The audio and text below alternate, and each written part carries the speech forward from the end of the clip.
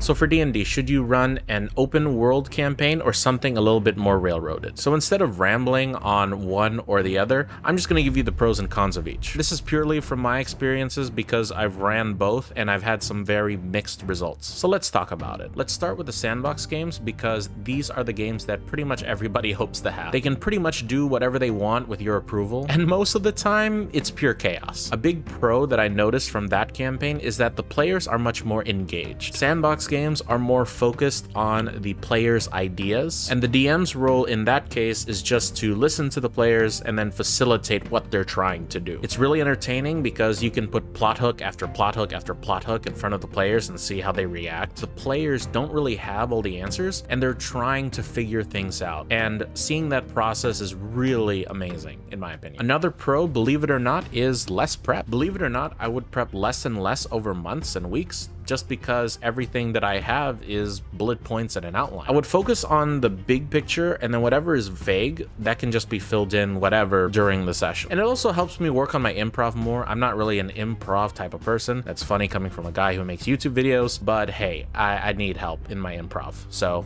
it was a good lesson. The double-edged sword of open world sandbox games is that there's a lot of player-driven sessions. What I mean by player sessions, there was a big lull in sessions where players are trying to do things and they pretty much hit a dead end. They didn't really have a clear objective, and trying to figure out what they want to do, they would have to wander from place to place. Now, don't get me wrong, player-driven sessions can be really fun if the players know what they're doing, but most of the time they're not.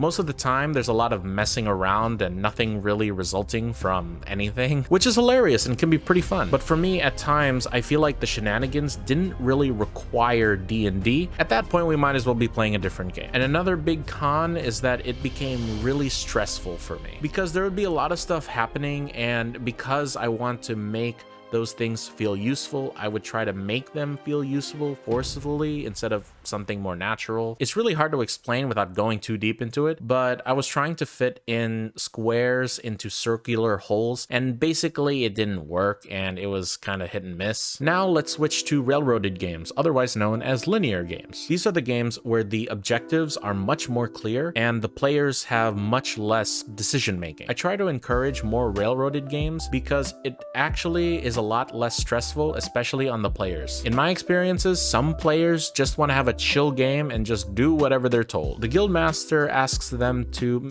investigate a mysterious disappearance. The iron merchant wants the party to protect his caravan. You get the idea. Another big pro about linear games is that the DM has much more control. Since the DM knows what to focus on, they can flesh it out more than if they were to discover it in an open world game. It does require a bit more work, and because of that, a very big con is that it can feel tedious. Especially in linear games, you have to be a bit more scripted in terms of flow. And what I mean by flow is jumping from adventure to adventure. Once the players complete the job and report back that the job is done, then they're just given another quest. And most of the time, the NPCs are the ones engaging them, giving them adventures versus them seeking the adventures themselves. And another big con of that is that even though you have an overarching narrative in a railroaded game, the game usually doesn't last as long. And depending on who you ask, this might be a good thing. But for me, in my opinion, the beauty of tabletop RPGs and D&D are the little things and the little moments, and more importantly, the slow burn of your players overcoming a looming threat. So those are some pros and cons of each. I hope I didn't ramble for too long, but if you made it this far, let me know down in the comments, what kind of games do you like to run? Do you like to run open world sandbox type of games, or would you like to run more linear railroaded type of games? There's nothing wrong with each, but I'd love to know what you think. Be sure to subscribe for more content like this, and I hope to see you